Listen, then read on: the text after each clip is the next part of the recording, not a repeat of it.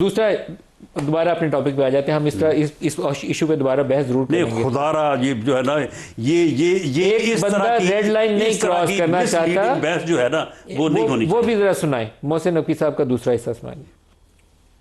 अल्लाह ताला ने आपको एक ब्लेसिंग दी है, एक बंदा आपके लिए इतनी बड़ी बड़ी अपॉर्चुनिटीज़ लेके आ रहा है, ला के इस प्लेट में रख दी है, और सबसे बड़ा क्रेडिट उस शख्स को जाता है कि वो कोई रेड लाइन है जो क्रॉस नहीं करना चाहता।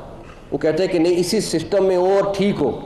अब ये हम सबका फ़र्ज़ है कि हम मिलकर इस चीज़ को रीसेट करें। बताइए सर, इसका क्या मतलब? देखिए, बात ये है कि अब आप मुझे नहीं मालूम कि मोहसिन नकवी साहब को आप किस फ़िलासफ़र के साथ या आप उसको कहाँ पे प्लेस कर रहे हैं कि आपके उनके एक एक लफ्ज़ के ऊपर आप जो है वो पीछे पड़े हुए हैं। आप मुझे बताएं कि ये जो वो कर रहे हैं, वो फील्ड मार्शल को रेफ़र कर रहे हैं। फील्ड मार्शल इस कौम का हीरो है। उसने इस कौम को मार के हक़ में वो इज़्ज़त दी है कि ये इज़्ज़त जो है वो ता क़यामत जो है वो बरकरार रहेगी। उस आदमी से इस किस्म का रेफरेंस मंसूब करना मैं समझता हूँ कि बिल्कुल नामुनासिब और गलत है। और मोहसिन नकवी साहब ने ये जो बात की है, मैं कतई इससे मुतफिक नहीं और मैं इसको इंडोर्स नहीं करता, और मैं समझता हूँ कि ये गलत है, नामुनासिब है। वो 50 करोड़ वाली भी सुनवा दें। हमारे पॉलिटिकल निज़ाम को चलाने वाले, फंडिंग करने वाले भी यहाँ बैठे हुए। कोई 50 करोड़ की फंडिंग देता है इलेक्शन से पहले, कोई 10 करोड़ की देता है, या किसी ना किसी तरीके से इस सियासी निज़ाम को चला रहे हैं। जिस दिन आप लोगों ने फैसला कर लिया कि हमने इस निज़ाम को ठीक करना है, ये निज़ाम ठीक हो जाएगा। आप में से कोई क्यों नहीं आता सियासत में? आप सारे इकट्ठे हो जाएं तो क्या चीज़ नहीं हो सकती। आप लोगों को अपने लिए खुद खड़ा होना पड़ेगा। मैं गारंटी करता हूँ 50% लोग आप लोग ही वहाँ के वज़ीर आला या वहाँ के एडमिनिस्ट्रेटर्स होंगे, क्योंकि जो सलाहियत आप में है, आप 10 रुपए को 100 रुपए बनाना जानते हैं। राना साहब, ये इन्होंने गलत कहा है। वहाँ पे ऐसे ऐसे वारदातिये बैठे थे, वो 10 रुपए को 100 रुपए नहीं, 10 रुपए को 1 अरब रुपए बनाने वाले और बनाते हैं। वहाँ पे बिजनेसमैन भी थे, मैं उनकी इज्जत करता हूँ, उनका एहतराम करता हूँ, लेकिन वहाँ पे बाज़ वारदाती भी बैठे थे जिन्होंने बड़ी बड़ी वारदात की हुई है इस मुल्क में, कौन थे और कर भी रहे हैं। वो कौन थे? वो ठीक है, मैं अब इस वारदातियों को तो बता देना चाहिए ना, बताइए। तो सारी दुनिया को पता है, आपको नहीं पता? नहीं, मुझे नहीं पता सर, बताइए। तो पता कर लें आप सर। लेकिन मोहसिन साहब ने कहा है कि 50% आप ही लोगों ने मुंतखब नहीं, बात ये ना कि वो उनको कह रहा है कि जी आप चंदा देते हैं सियासतदानों को 50 करोड़ रुपए, 10 करोड़ रुपए, किसको देते हैं वो? आप बताइए सर। नहीं, वो बताए ना सर, वो बताए किसको देता है? पब्लिक फोरम पे सबके सामने बताए किसको देता है। फिर या तो आप पकड़ लेते उसको मोहसिन नकवी को कि बताओ किसको दिया। तो पूछ लेंगे। कौन पूछेगा? पूछेंगे इस बात को। वज़ीर आज़म ने पूछा उनसे? नहीं, वज़ीर आज़म नहीं पूछा तो हम पूछ लेंगे। नहीं सर, आप नहीं पूछा कि भाई हमें उसका नाम बताओ जो तुमसे 50 करोड़ रुपया और 10 करोड़ रुपया लेता है, उसका नाम बताएं हमें उसे।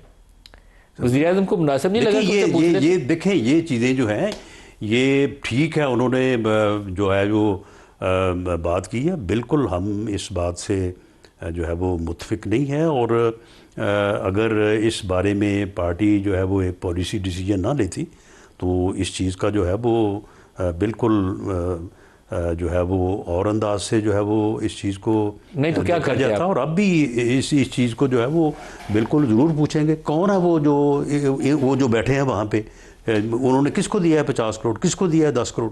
ये तो आपको पूछना चाहिए था उनसे, आप ही की तरफ। मैं तो पूछ रहा हूँ ना। नहीं, आपको नहीं तो कैबिनेट के इजलास के अंदर वज़ीर आज़म को पूछना चाहिए। सुन लेना, आप जब इतना जो है वो पेन लेके एक एक चीज़ को चला रहे हैं तो पूछे ना, पूछ के बताएं हमें। मुझे तो लगा कि मोहसिन नकवी ठीक कह रहा है, क्योंकि हमारी सियासत के अंदर मलिक रियाज का एक नाम रहा है, और वो मलिक रियाज का नाम सिर्फ एक के साथ जुड़ा नहीं था, वो 10 बंदों के साथ जुड़ा हुआ था।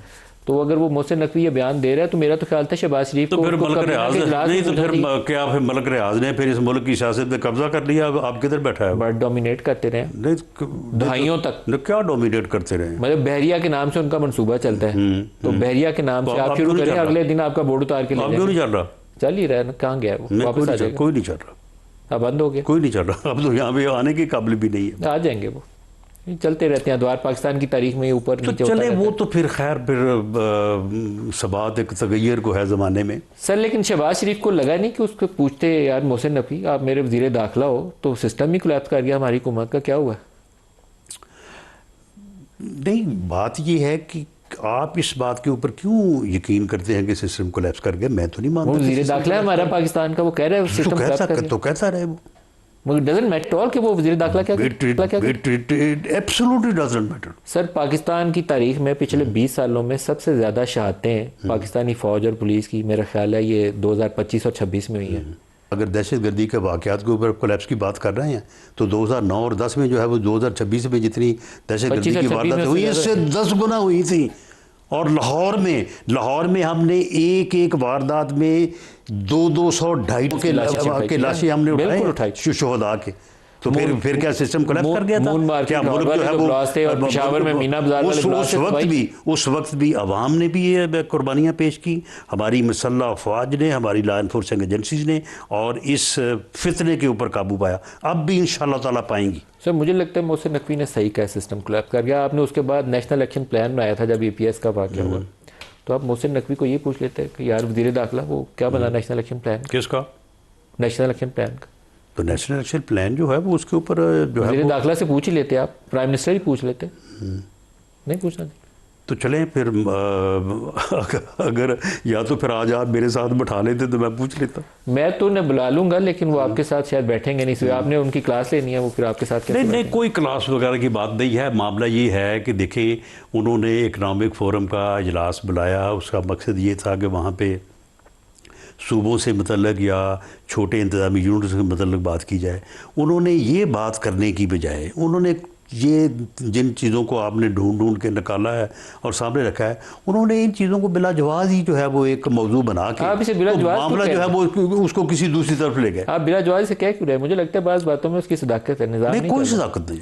आप मुजफ्फराबाद में ये रावला कोर्ट में जो कुछ हो गया 30-35 लाख की बात ही है ना, आपसे नहीं संभाला गया। क्या कश्मीर में कितने कुछ 10 करोड़ लोग बसते हैं? इतना नहीं तो कश्मीर में आपको नजर नहीं आ रहा क्या कि कश्मीर में मीरपुर में जो है वो इलेक्शन हुए हैं 13 सीटों के ऊपर, जो 53% जो है वो टर्नओवर हुआ है। आपका दावा? लाखों लोगों ने, नहीं दावा नहीं है, हकीकत है, लाखों लोगों ने जो है वो वहाँ पे वोट दिया है।